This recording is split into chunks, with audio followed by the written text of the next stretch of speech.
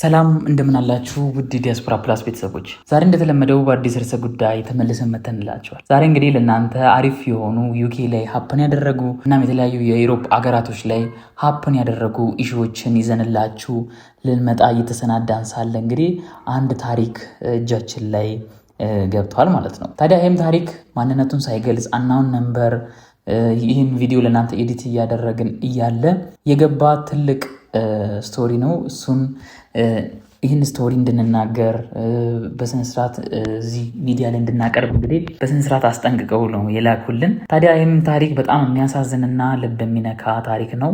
ወደ ታሪኩ ከመግባታችን በፊት እንግዲህ ለዚህ ቻናል አዲስ ሆናችሁ ካላችሁ እንኳን ወደ ዲያስፖራ ፕላስ በሰላም መጣችሁ እያለን ይህ ለዲያስፖራው የተቋቋመ አሪፍ የሆነ እና ደግሞ የተለያዩ ኢንፎርሜሽኖችን ቶሎ የምንለዋወጥበት ቻናል ነው። አውሮፓም ያላችሁ ወደ አሜሪካም ያላችሁ እንኳን ወደዚህ ቻናል በሰላም መጣችሁ እያለን ሰብስክራይብ፣ ላይክ በማድረግ ቤተሰብ መሆን ትችላላችሁ። ቀጥታ ወደ ታሪኩ እንግባ። ሰላም።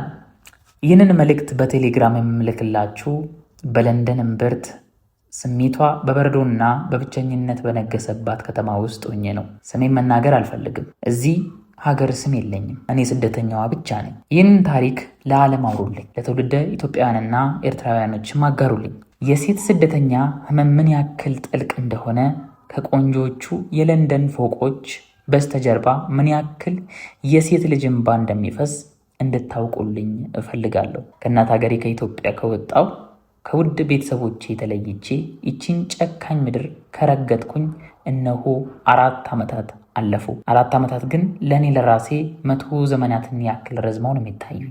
የወጣትነት ውበቴንና ሳቄን የበሉ ጨለማ ዘመናቶች ያስቆጠሩ ናቸው። ወደ እንግሊዝ ዩኬ ለመምጣት ስነሳ በጭንቅላቴ የነበረው ህልም በጣም ትልቅ ነበር። ቤተሰቦቼ ከድህነት አወጣለሁ፣ ለእናቴ የምትኮራባት ልጅ እሆናለሁ፣ ህይወቴን ቀይራለሁ ብዬ ነበር። ነገር ግን እግሬ ከሂትሮ አየር ማረፊያ መንገድ ሲደርስ የለንደን ቅዝቃዜ ፊቴን ሲገርፈው የህልሜ መጨረሻና የሲኦሌ መጀመሪያ መሆኑን አላወቅኩም ነበር። መጀመሪያ አካባቢ ምንም አይነት ህጋዊ ወረቀት ቪዛ አልነበረኝም። የሴት ልጅ ስደት ያለ ወረቀት ሲሆን ደግሞ ስቃዩ እጥፍ ድርብ ነው። የምጠጋበት ወገን የለኝም። ያመነችና የተጠጋች መስላ የገዛ ሀገር ልጅ ጭምር የምታደርስብን በደል ስታይ ሰብአዊነትህ እዛው ይሞታል። መጀመሪያ ያረፍኩት ከአንድ የታወቀች ሴት ቤት ነበር። በዘመድ ነበር ያገኘኋት። ረዳሻለሁ በሚል ተንካሻ ምክንያት ቀን ከሌሊት የቤቷን ስራ ስታሰራኝ፣ ህፃናቶቹን ሳሳድግ፣ የፊቷን መኮማተርና ስድቧን ስውጥ ከረምኩ። ለአንድ ቀን እንኳን የሚበላ ምግብ በአግባቡ ሳታቀርብልኝ ይህ ካልተመችሽ ፖሊስ እጠራብሻለሁ እያለች ስታስፈራራኝ ስንት ሌሊት አልቅሼ አደርኩኝ። እግዚአብሔር ብቻ ነው የሚያውቀው የኔን ሲቀን። የሴትነት ክብሬን ጨፍልቃ ረዳት አልባ መሆኔን አይታ ስታንቋሽሸኝ ነፍሴ በየቀኑ ትደክም ነበር። ከዛ ቤት አምልጬ በለንደን ጎዳናዎች ላይ ስንከራተት ያ የለንደን ዝናብና ብርድ በሰውነቴ ውስጥ ዘልቆ ይገባ ጀመር። ለምን ወጣው? ለምንስ ሀገሬን ለቀቅኩ? እያልኩ ራሴን እጠይቅ ነበር። በለንደን ብርድ ውስጥ መሪር እንባ እያለቀስኩ እንባ ፊቴ ላይ ሳይደርቅ በበረዶ ኃይል ይደርቃል። ሰዎች በጎናችን ያልፋሉ። ማንም ግን ዞር ብሎም አያየንም። ማንም ምን ሆንሽ ብሎ ጠይቆኝም አያውቅም። የሰዎቹ ልብ እንዳየሩ የቀዘቀዘ ነው። በኋላ ላይ በአንድ ትንሽዬ ሬስቶራንት ውስጥ በህገወጥ መንገድ በሰዓት በጣም አነስተኛ ማለትም ባሪያ በሚሰራበት ዋጋ እየተከፈለኝ በጽዳት ስራ ተቀጠርኩ። ስራው የሚጀምረው እኩለ ሌሊት ላይ ነው። የሰዎችን ግሳንግስ ማጽዳት፣ ሽንት ቤት ማጠብ፣ የወለል ንጣፍ መወልወል፣ እጆቼ በኬሚካልና በበረዶ ውሃ ብዛት ሲንቀጠቀጡ ይውላሉ። በዛ ላይ ስጋቱ በየደቂቃው ፖሊስ መጣ እየተባለ ልብሽ ይርዳል። ደንበኛ መጥቶ በር ሲያንኳኳ እባክሽ እንዳያይሹ ጓዳ ግቢ ተብዬ እንደ ሌባ ቆሻሻ መጣያ ውስጥ ስደበቅ ያኔ ህልናዬ አንቺ ሰው አይደለሽም ስምም የለሽም ብሎ ነግሮኛል። ለዛም ነው ስሜን ያልነገርኳችሁ። እኔ ሀገሬ እያለሁ በክብር ያደግኩ ተምሬ ትልቅ ደረጃ ለመድረስ የምመኝ ሴት ነበርኩ። እዚህ ግን ማንነቴን ተቀማው። ግን ታውቃላችሁ ከዚህ ሁሉ በላይ ልብን የሚሰብረው ነፍስን የሚያደክመው ህመም ምን እንደሆነ ታውቃላችሁ? ስልክ ተደውሎ ከሀገር ቤት እናቴ ስታናግረኝ፣ እናቴ በየቀኑ ትደውላለች። ልጄ ደህና ነሽ ወይ? እንግሊዝ ሀገርማ ቅንጡ ነው ይባላል። ተመቸሽ ወይ ትለኛለች። እኔ እዚህ በብርድ የተንቀጠቀጥኩ ሆዴ እየራበኝ እጆቼ በቁስል ተሞልተው አዎ እናቴ በጣም ደህና ነኝ፣ እዚህ ሁሉ ነገር ሰላም ነው ብዬ ስዋሽ ጉሮሮዬ በሐዘን ይዘጋል። ስልኩን እንደዘጋሁት መሬት ላይ ተደግፌ ስቅስቅ ብዬ አለቅስ ነበር። እናቴ እኔን ለመላክ ስትል የነበራትን ጥሪት እንዳለ ወርቅ፣ ሁሉንም ነገር ሽጣ ነው ላከችኝ። እሷ እኔን ባለጸጋ ሆናለች ብላ ታስባለች። እኔ ግን እዚህ ለቅሶዬን የምጠርግበት የናፈቀኝ የእናት እቅፍ የለኝም። በየወሩ ጥቂት ፓውንድ ለመላክ ስል እኔ እዚህ በቀን 16 ሰዓት እሰራለሁ። ምግብ አልበላም፣ ልብስ አልገዛም። በሳምንት 1 ቀን ብቻ ነው የምተኛው። የወጣትነት ዘመኔ፣ የሴትነት ውበቴ በዚሁ ስቃይ ውስጥ ረገፈ። መስዋዕት ውስጥ ራሴን ስከተው ያቺ ሳቂታና ውብ የሀገሬ ልጅ ማግኘት አልችልም። ፊት ላይ የምታየው ድካም የሐዘን የብቸኝነት የጠባሳ ብቻ አይደለም፣ በጣም የብዙ ዓመታት እንግልትም ጭምር ነው። ይህንን ታሪክ የምታደምጠው የሀገሬ ልጆች፣ ትውልደ ኢትዮጵያውያንና ትውልደ ኤርትራውያን፣ በተለይ ደግሞ የተሻለ ሕይወትን ፍለጋ ስደትን የምታስቡ እህቶቼና ወንድሞቼ፣ ስደት ከሩቅ እንደሚታዩት ወርቅና አልማዝ አይደለም። ስደት የሴት ልጅ ክብር የሚገፍበት፣ የወጣትነት ሕልምን በቁም የሚቀብርበት፣ ማንም ለማንም የማይራራበት የጭንቅ ምድር ነው። በአካል እነዚህ ለንደን ብኖርም ነፍሴ ግን አሁንም እዛው ሀገሬ በናፈቀኝ የእናቴ እቅፍ ውስጥ ቀርታለች። እዚህ ስም የለኝም። ኢትዮጵያዊቷ ስደተኛ የሚል ስም ብቻ ነው ያለኝ። ፈጣሪ ሀገራችንን ሰላም ያደርግልን፣ እኛም ክብራችንን ጠብቆ ወደ ሀገራችን በሰላም ይመልስልን። ያንን ሁሉ ስቃይ አሳልፌ ሌትና ቀን በጭንቀት ስባንን ከኖርኩ በኋላ ፈጣሪ በመጨረሻ እምባይን ዘለላ የተመለከተ ይመስል ነበር። ለዓመታት የናፈኩት እንቅልፍ የነሳኝ የሥራ ፍቃድ ማለትም ወርክ ፐርሚት እናም ሕጋዊ የመኖሪያ ወረቀት በአንድ ተአምር ቀን አገኘው። ያንን ወረቀት በእጆቼ ላይ ጨብጬ የለንደንን ጎዳና ስቆም የነበረኝ ስሜት በቃላት ልገልጸው አልችልም። ከመሬት ተነስቼ ሰማዩን የነካው የጀርባዬ ከባድ ሸክም በአንድ ጊዜ የወረደልኝ መሰለኝ። ሮጬ ወደ ቤት ገብቼ አልጋዬ ላይ ተደግፌ አለቀሱ። ግን የዛሬው እንባ የሐዘን ሳይሆን የደስታ ነበር። ወዲያው ወደ ሀገር ቤት ደውዬ ለእናቴ እናት ዓለም ሰራልኝ፣ ወረቀቴ መጣልኝ አልኳት። እሷም እዚያ ሆና በደስታ ስታለቅስ ድምጿ ሲንቀጠቀጥ ስሰማ እንግዲህ ህልሜ ሊሳካ ነው፣ እንዲህ በሰው ሀገር በነፃነት ልኖር ነው ብዬ አመንኩ። ነገር ግን በስደት ምድር ላይ አንድ ፈተና ሲያልቅ ሌላ ፈተና እንደሚተካ ያወቅኩት ያኔ ነው። ህጋዊ ወረቀት ማግኘት ማለት ህይወት ወዲያው አልጋ ባልጋ ትሆናለች ማለት አይደለም። ክብሬን መልሼ ለማግኘት በሬስቶራንት ወለል ማጠቡን ትቼ ስሜቴን እና ህሊናዬን ለማደስ መማር እንዳለብኝ ወሰንኩ። በሀገሬ ያለው ያቋረጥኩት ትምህርት እዚህ እንግሊዝ ሀገር በአንድ ትልቅ ኮሌጅ ውስጥ ለመቀጠል ወረቀቶቼን አስገባው።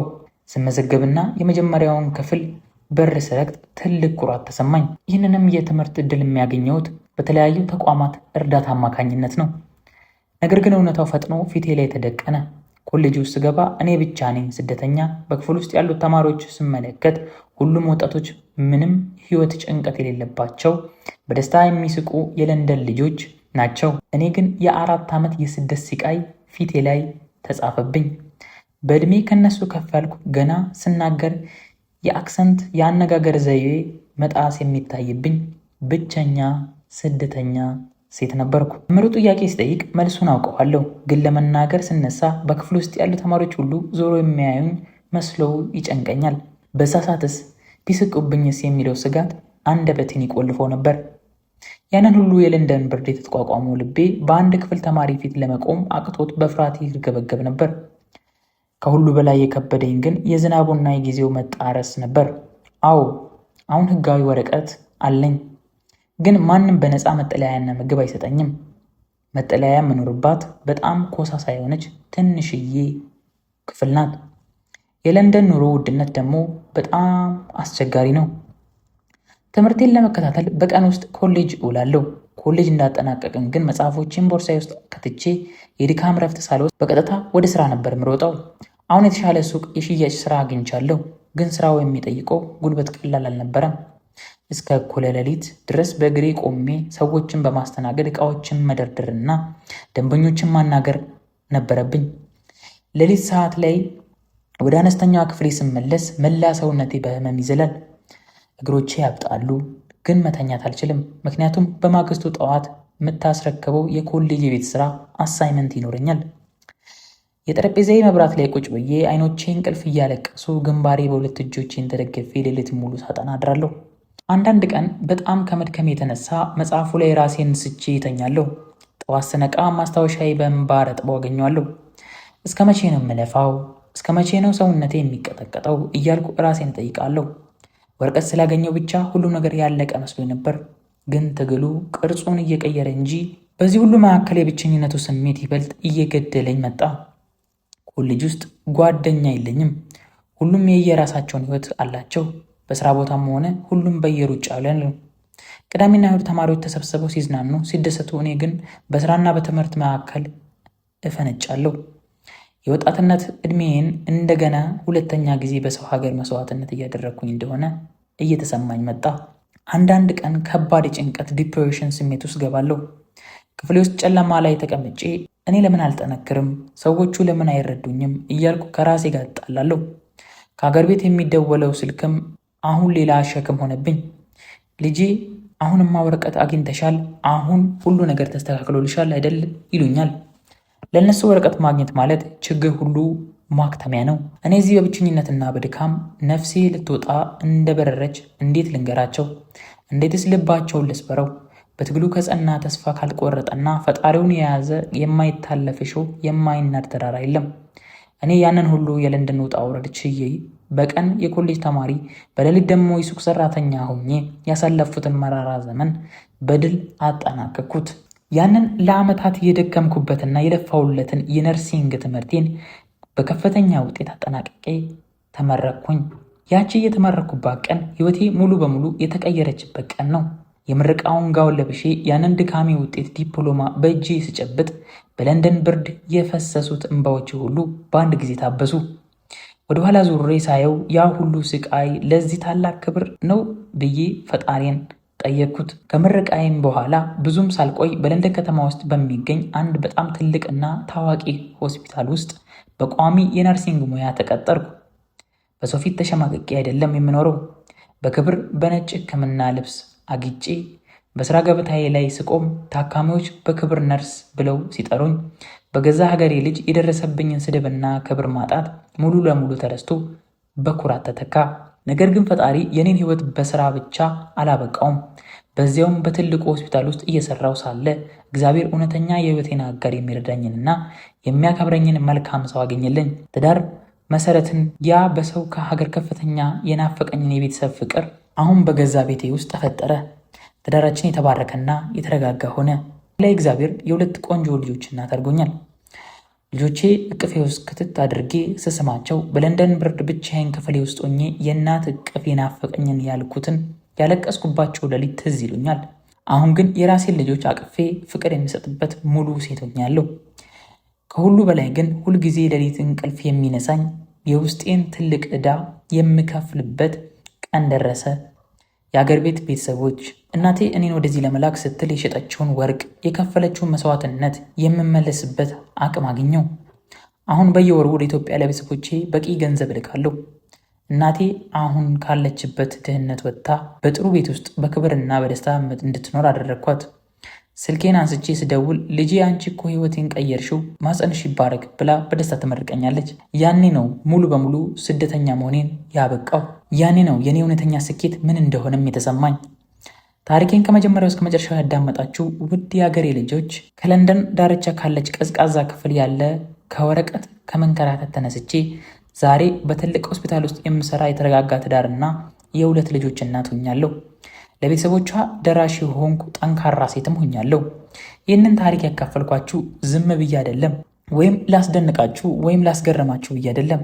በስደትም ሆነ ሀገር ውስጥ በማንኛውም ከባድ ፈተና ውስጥ ላላችሁ እህት ወንድሞቼ ተስፋ ሳትቆርጡ ታገሉ ለማለት ነው። ጨለማው ምንም ያክል ቢበረታ ንጋቱ ግን አይቀርምና በትዕግስት ከሰራችሁ ክብራችሁን ጠብቃችሁ ከታገላችሁ ፈጣሪ ከውርደት ወደ ክብር ከእንባ ወደ ሳቅ ያሸጋግራችኋል እና እኔንም ከለቅሶ ወደ ጋውን ላለበሰኝ ፈጣሪ ክብር ምስጋና ይገባው። ዲያስፖራ ፕላሶች ይህን ነገር አቅርቡልኝ ብላ ነው እንግዲህ ላከችልን። እንግዲህ በጣም ስሜታዊ የሚያደርግ በጣም የሚያሳዝን ታሪክ ስለሆነ ነው።